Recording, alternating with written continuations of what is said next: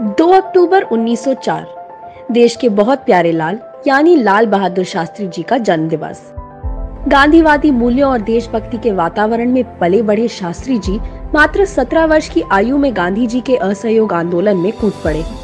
British हुकूमत के school से नाम कटाकर 1925 में काशी विद्यापीठ से ग्रेजुएशन करने वाले लाल बहादुर ने शास्त्री की उपाधि अपनी मेहनत से अर्जित की, जो आगे चलकर उनकी पहचान बन गई।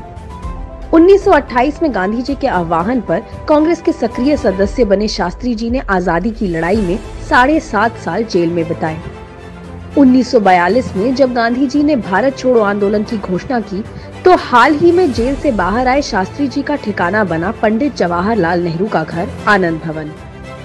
जब देश आजाद हो गया तो शास्त्री जी यूपी के परिवहन मंत्री बने और महिला कंडक्टरों की नियुक्ति का क्रांतिकारी कदम उठाया। 1951 में शास्त्री जी को अखिल भारतीय कांग्रेस कमेटी का राष्ट्रीय महासचिव बनाया गया और 1952 में वो देश के रेल मंत्री बने, जिन्होंने आगे चलकर एक रेल दुर्घटना के चलते इस्तीफा देकर मानवता की मिसाल पेश की, जिसे नेहरू जी ने अस्वीकार कर दिया। 1959 में वाणिज्य मंत्री और 1961 में गृह मंत्री रहे शास्त्री के सामने 27 मई 1964 को पंडित जवाहरलाल नेहरू जी की मृत्यु के साथ ही चुनौती ने दस्तक दे दी।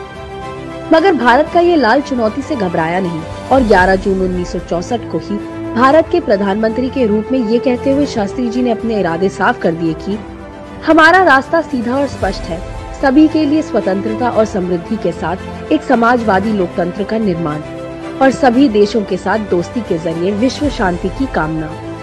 नेहरू जी की आर्थिक नीतियों को आगे बढ़ाते हुए शास्त्री जी ने श्वेत क्रांति के जरिए तो मानो भारतवर्ष में दूध की नदियां बहा दी। अमूल डेयरी उसी श्वेत क्रांति की देन है। यही नहीं, जब खाद्यान्न संकट आया तो शास्त्री जी ने देश से सप्ताह में एक वक्त का भोजन त्यागने की अपील की और इसकी शुरुआत खुद से की। देश के कई कोनों में जनता ने इस शास्त्री व्रत का पालन किया। जब पाकिस्तान के साथ जंग छिड़ी तो सेना ने शास्त्री जी के नेतृत्व में न केवल पाकिस्तान को धूल चटाई, बल्कि इस दौरान उनके द्वारा दिया गया जय जवान जय किसान का नारा भी जन जन की जुबान पर चढ़ गया।